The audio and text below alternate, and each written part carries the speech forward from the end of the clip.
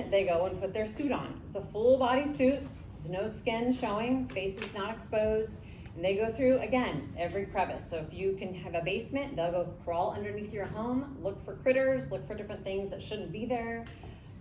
They'll go into the rafters of your home, just again, making sure that everything is in working order. They'll check your HVAC system, they'll check the length of time your roof has been on there. They'll check your plumbing, they'll check, there isn't anything they don't check, they check all of it.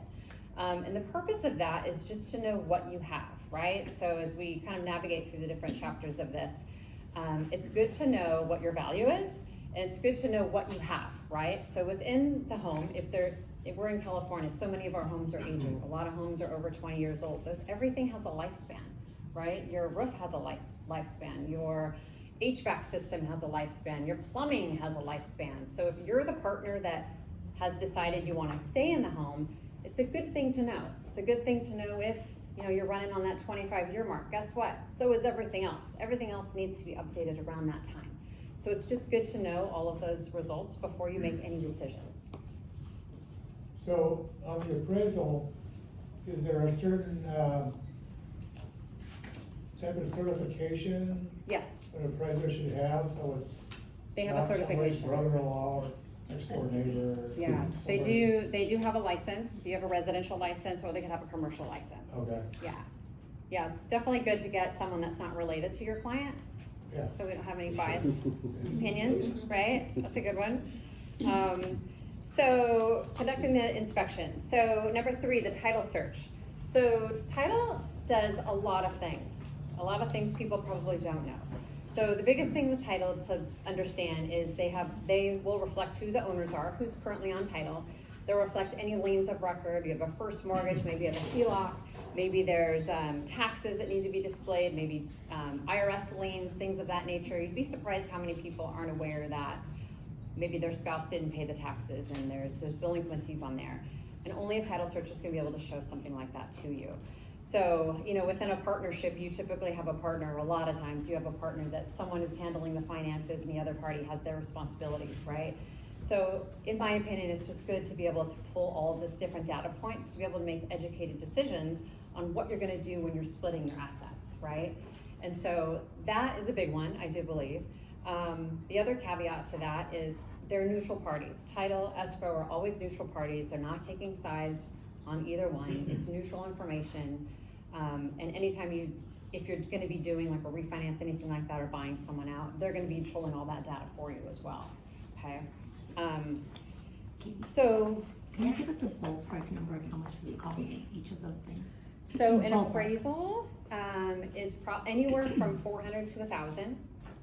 An inspection will be anything from $800, pretty standard, but if you want the highest package that will test for everything under the sun, it'll be about $1,700, okay? And then title? Title, well, it depends. For us, it's like $500, yeah. It depends on who your partners are. Yeah, our whole, the real estate world is all about partnerships, and if you partner with the right people, you get really good pricing, right? So the fun part about this is number 4, not understanding options or consequences of keeping or selling your home. That's a big one, because trying to understand what your options are. People always think you're getting a divorce, you need to sell the house. That's not necessarily the case. You could sell your home.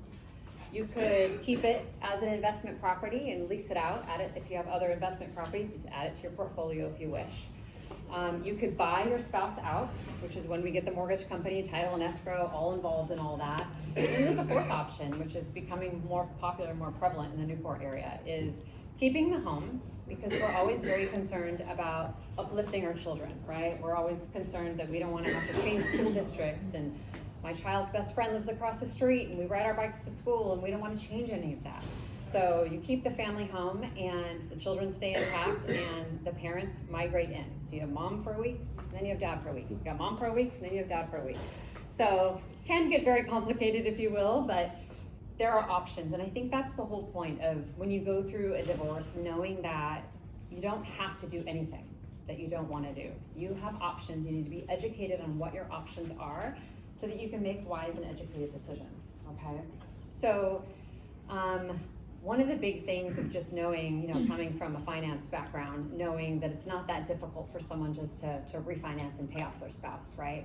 This day and age, it's difficult because our rates are higher. There's a lot of different things, and that's why I say it's really important to know what your value is. It's really important to know the pieces of your home that might need updating and upgrading and things like that for you to be able to have it in. There's so much to know in that. So if your options are you can sell your property, your options are you want to, you know, buy your spouse out, that's when it's important to bring in a mortgage professional that will give you that proper guidance. And a lot of times I'm hearing that people don't actually make those decisions until after. So the divorce is almost near end. At the end of the divorce, then all of a sudden, oh yeah, I'm gonna buy my spouse out. Well, have you talked to a mortgage professional yet? And most of the time they say no. Your attorney is wonderful. Your attorney is there to help litigate or mediate, whatever that scenario is, right? But they're not there to run your credit and look at all that for you. That's what we do. That's what we develop business-to-business relationships for, is to be able to help facilitate those movements, right? So if someone says, yes, my spouse, I'm gonna keep the house, but what does that look like? I'm gonna keep the house, I need to purchase this house really and cut out the equity to my spouse, right? So part of that is making sure that you can afford it. And looking at that again is running your credit, getting your income now versus what your income is gonna look like after the divorce. Sometimes that's different because right now you have a certain amount of income. Through the divorce, once that's final, you have spousal support, child support, things along those lines that could change the variation. So it's important to make sure you're reaching out to the proper professionals so that you get the proper guidance and know that you're making the right decision. So when I initially went through my divorce, I called a litigating attorney, thinking that was, you know, the best thing for me. And it is for a lot of people, but I do think mediation is wonderful. Both aspects are great, but they both have their pros and cons. But the biggest thing to remember is, like, I thought they could do it all, right? It's a one-stop shop. I'm gonna go to my attorney and she's gonna handle everything for me and I'm in the best hands. And I am when it comes to litigating and things like that. But there's so much more to the picture and there's so many moving parts.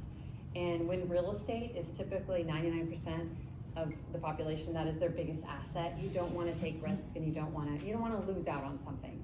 So like I said, I put this together for anyone that I know is going through this phase of their life. Like I said, this is a helpful tool before you get divorced, in the middle of a divorce, even at the tail end when you think everything's almost said and done. It's the tail end that usually is when the real estate starts happening, and even sometimes after you get divorced. So I kind of see people in different stages and offer support however I can.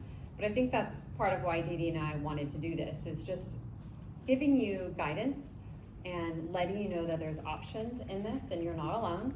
We're here to help you navigate this crazy chapter. Been through it myself. And remember that it's not easy, and I know it's not easy. So I want to make sure to give you the tools that you need to be able to make wise decisions